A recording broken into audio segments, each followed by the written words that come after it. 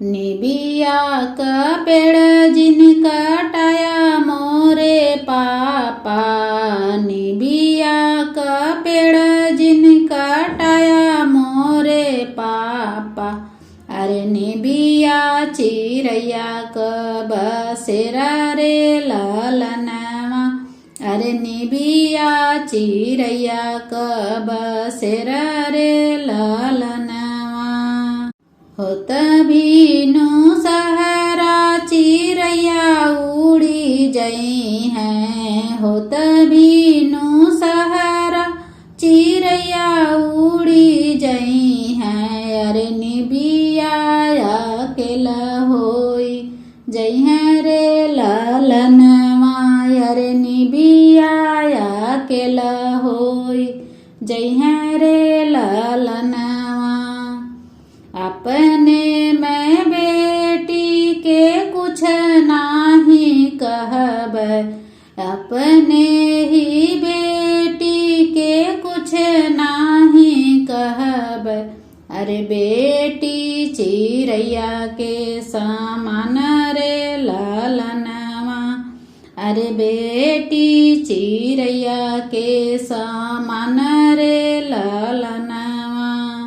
होत भीनु सहरा बेटी हो चली जई हैं, होत भीनु सहरा बेटी हो विदा होई हैं। अरे मामी अकेला होई जई हैं रे ललनवा, अरे मामी अकेला होई जई हैं रे ललनवा।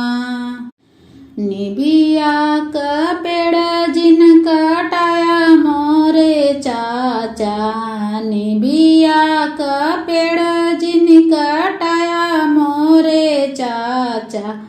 अरे निबिया चिरैया का बसेरा रे ललनवा, अरे निबिया चिरैया का बसेरा रे ललनवा। होत भीनु सहरा चिरैया उड़ी जई हैं, होत भीनु सहरा चिरैया उड़ी जई हैं। अरे निबिया अकेला होई जई हैं रे ललनवा, अरे निबिया अकेला होई जई हैं रे ललनवा।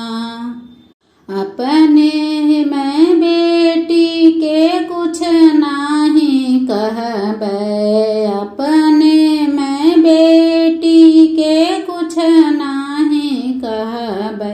अरे बेटी चिरैया के समान रे ललनवा, अरे बेटी चिरैया के समान रे ललनवा।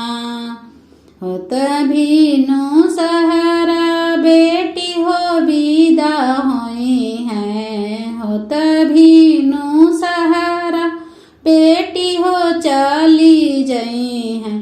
अरे चाची अकेला होई जई हैं रे ललनवा, अरे चाची अकेला होई जई हैं रे ललनवा। निबिया का पेड़ जिन कटाया मोरे भैया, निबिया का पेड़ जिन कटाया मोरे भैया। अरे निबिया चिरैया का बसेरा रे ललनवा, अरे निबिया चिरैया का बसेरा रे ललनवा।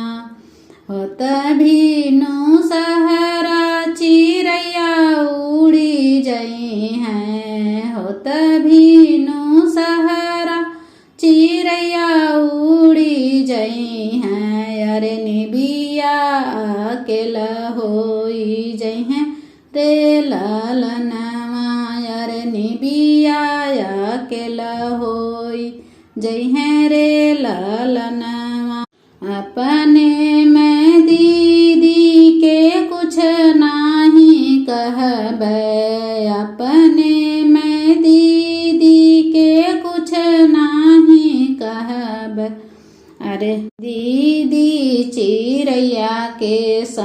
मान रे लालनवा अरे दीदी चिरैया के समान रे लालनवा होत बीनु सहरा दीदी हो विदा हुई हैं होत बीनु सहरा दीदी हो विदा हुई हैं अरे भाभी अकेला होई जय रे लालनवा अरे भाभी अकेला होई जय रे लालनवा।